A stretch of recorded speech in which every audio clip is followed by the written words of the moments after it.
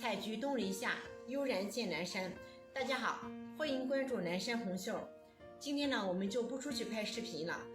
昨天我们这边呢突然降温，然后温差好大啊，晚上呢又下了一场大雨，可能是染上了这个风寒吧。昨天晚上就明显的感觉这个喉咙有点干咳嗽。现在呢，我们去挖一颗草药回来煮水喝。大家来看一下吧，就在我们家的大门口。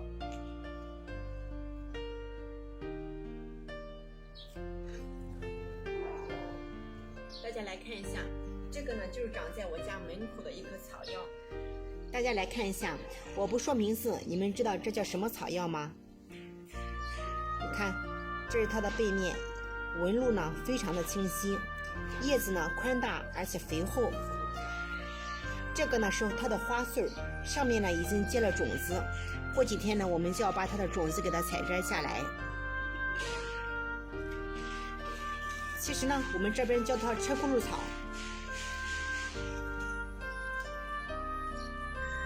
今天呢我们只摘几片叶子等一下回家煲水喝。现在呢我们把它拿回家清洗一下。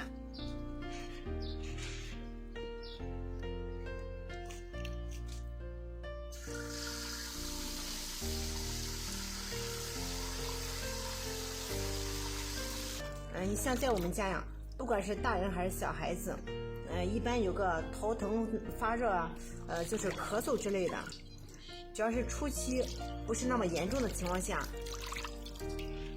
我们就会拿这个叶子来熬水喝，效果还是不错的。这种车轱辘草如果说是再嫩一点的话，用它的这个叶子或者是整颗的幼苗当做一种野菜吃，也是非常的美味。你们那里有没有这种车轱辘草呢？把这个洗干净的车轱辘草叶放进去2片。这个呢是上一次我晒干储存的枇杷叶，今天呢给它放进去1片。这个枇杷叶也是有很好的止咳祛痰的功效。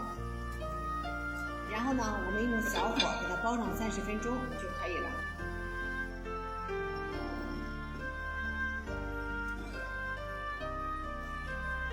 好了，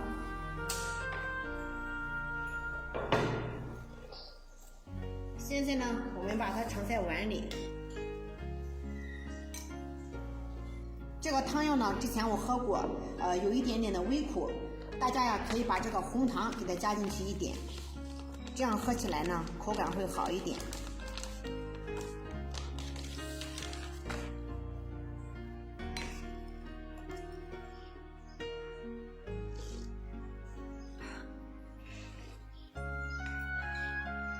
大家觉得这个方法怎么样呢？好了，本期的视频呢就到这里结束了。喜欢我们的视频，请关注南山红袖，我们下期视频再见。